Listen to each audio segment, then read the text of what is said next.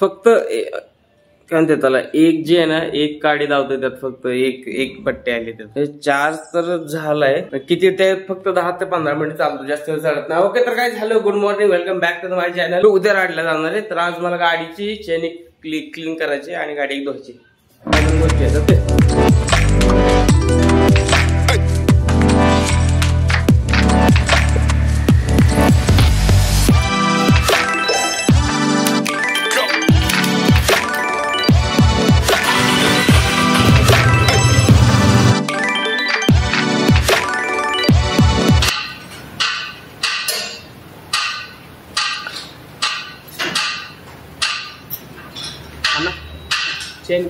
Chain loop करना था गाड़ी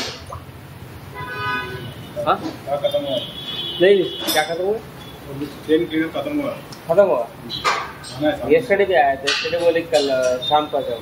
सही में नया तो कैसे फिर वो क्लीन करके थोड़ा उसको ऑयल तो अप्लाई करता है. तो अभी वो ड्राई हो गया ना पूरा लो भी मार दो जो तो थोड़ा क्लीन करते हैं ऑयल मार दो नो प्रॉब्लेम. आज म्हणतात लुब्रिकेंट संपलं म्हणतात. ठीक आहे ऑइल तर करा म्हणलं हो ते चेन क्लीन करायची होती. चेन क्लीन करायची होती गाडीची.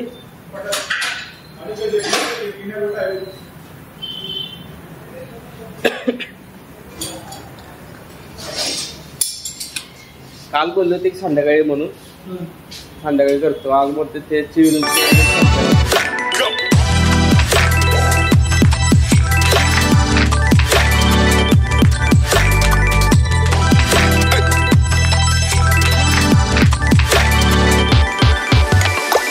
तिकडे वॉशिंग चालू आहे चेनची. ताबर आहे जरा वॉशिंग चालू आहे. थांबलोय कस्टमर वेट करतो जायचं मला रूमवर.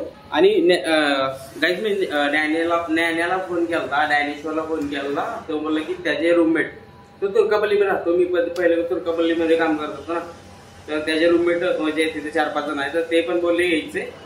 तर काय आम्ही प्लॅन केला करीमनगरला जायचा. ओके तिथून सेम डिस्टन्स आहे 170 किलोमीटर काहीतरी आहे. तर करीमनगरला जायचा प्लॅन केलाय. त्याचे 4-5 रूममेट आणि आबी. त्या दिवशी आम्ही सोबत माझ्यासोबत होता ना आबी तो येणारे बोलला होता. त्याला पण अजून एकदा कन्फर्म करतो येणार की नाही येणारे उद्या.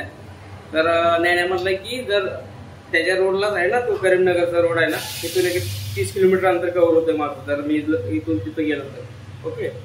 तर गाडी झाली माझी. ओके तर 30 किलोमीटर अंतर कव्हर होते.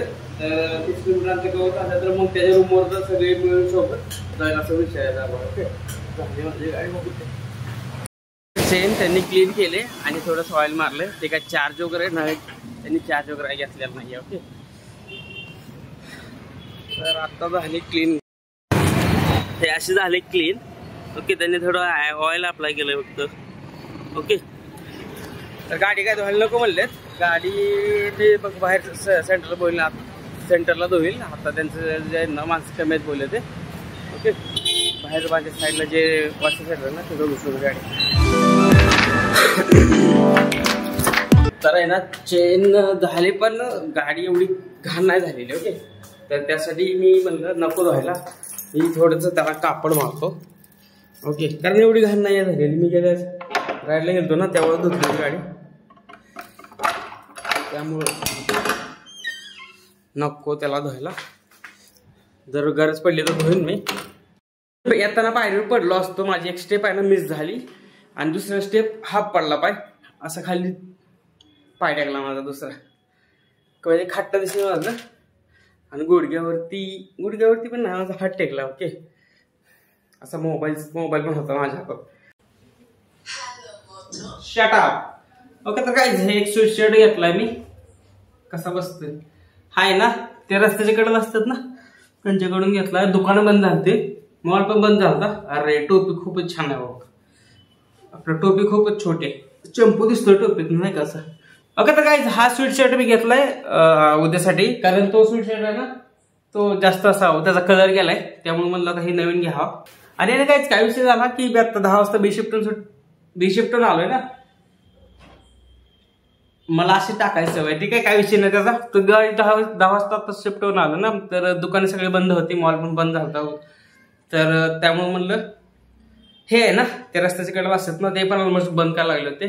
तर ते तिथून घेतला एक, कारण उद्या मला घालायला तो आहे, पण तो जरा जास्त खराब झालाय किंवा त्याचा कलर गेलाय, त्याचा कलर उडलाय सगळा. ओके, त्यामुळे म्हणलं घ्यावं ते त्यासाठी घेतलं उद्यासाठी. ओके, आणि काय उद्या आहे ना मी सकाळी पहाटे 5ला राईड स्टार्ट करेल. आणि आता तुर्कापल्लीमधून 7 जण आहेत, मी 8, असे टोटल 8 जण आहेत. 4 गाड्या आहेत आमच्याकडे.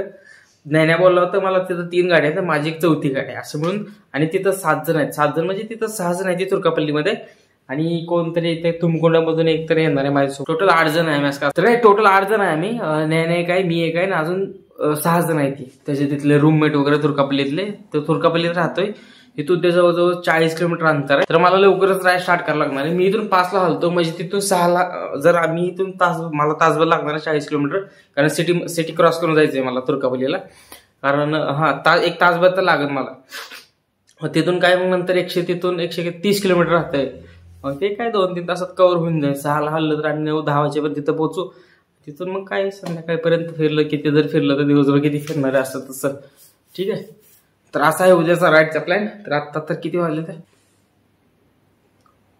11:25 झाले. तर आणि मी आल्यापासून थोडं घरी कॉल केला.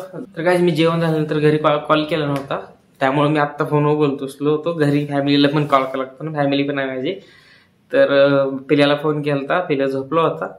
मग थोडं बोललो वगैरे घरी, आणि नंतर परमिशन घेतली घरची की बाबा जाऊ का नको म्हणतो ते घरचे. ठीक आहे, तरी पण घेतली, कन्व्हिन्स केलं काहीच. तर काय विषय नाही, ते सपोर्ट करते मला. ओके, आणि काहीच 2 दिवस झालं थंडी वाढले. 2 दिवस झाले. मी काल ड्युटीवरून आलो 10 वाजता, त्यावेळेस पण मला गारठा जाणवता, आणि आज त्यापेक्षा जाणवतंय. आता उद्या पहाटे गारठा जाणवणार म्हणजे जाणवणार. मी आत्ताच जे स्वीट शर्ट आणलाय ना, त्याचं पूर्ण असं ते हे काळ दिसतंय का तुम्हाला? दिसतंय का नाही मला माहित नाही. 1 मिनिट मला काढलं होतं, आता काळ दिसतंय का? हे दिसतंय का?